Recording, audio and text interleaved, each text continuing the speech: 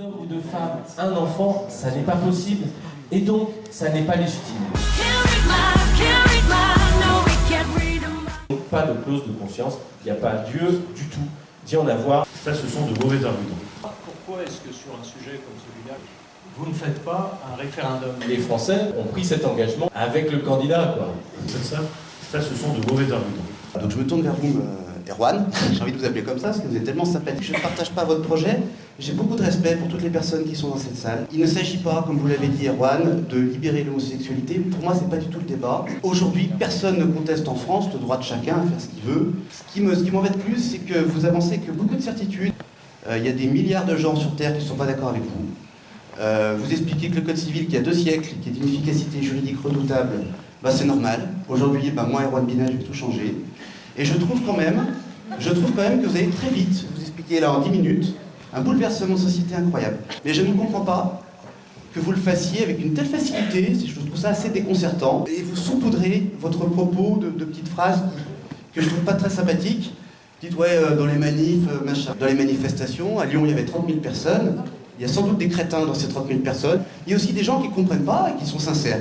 Et on ne peut pas balayer ça d'un coup de la main. Alors, ce soir, on a commencé un débat. Il faut aller beaucoup plus loin et respecter. Parce qu'on est 200 dans la salle. Il y en avait 30 000 dans les rues de Lyon. Et il faut respecter le débat. Et ça ne peut pas être une évidence comme vous le faites, Erwan. Moi, ça me paraît d'évidence. C'est vrai. C'est vrai, je pense que mon pays est en retard.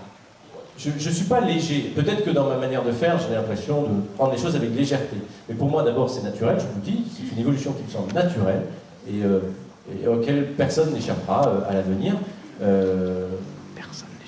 Toute la société respecte et accepte les couples homosexuels. Évidemment, l'Église a pris des positions. Mais en même temps, c'est elle qui s'est positionnée très vite au mois d'août. Mais où est le rapport avec Oui, mais non, mais je vous dis le contexte. Les trois religions, les musulmans, les juifs, les protestants, c'est lui qui en parle de la religion. Ce que je ne comprends pas. Où est le rapport avec la religion? On est en République. Donc, si j'ai parlé avec légèreté, je m'en excuse. À vous écouter, il n'y a pas de problème. Le gouvernement et toute la majorité est d'accord. Pourquoi le cacher? Oui, on a un certain nombre de camarades, y compris au PS, qui se posent des questions. On a une maire d'une grande ville de Rhône-Alpes qui a dit clairement qu'elle était en défaveur. Quelle est l'urgence réelle et absolue de cette loi? On a le sentiment que c'est un outil médiatique. Si la loi est votée, n'accepterait-on pas finalement un marché d'enfants? Si on reconnaît le droit de parent à ce parent social, est-ce que ça ne se fait pas au détriment du parent biologique? Est-ce que ça ne se fait pas non plus au détriment des droits de l'enfant à connaître ses parents? Si nous faisons avancer les choses, ce ne sera jamais vers une marchandisation de l'enfant. On instille l'idée que quand un couple homosexuel veut un enfant, c'est de l'ordre du caprice. Si vous voulez un chat, oui. Voilà, c'est ça. C'est de l'ordre de... Et on nie à ces homosexuels le désir d'enfant.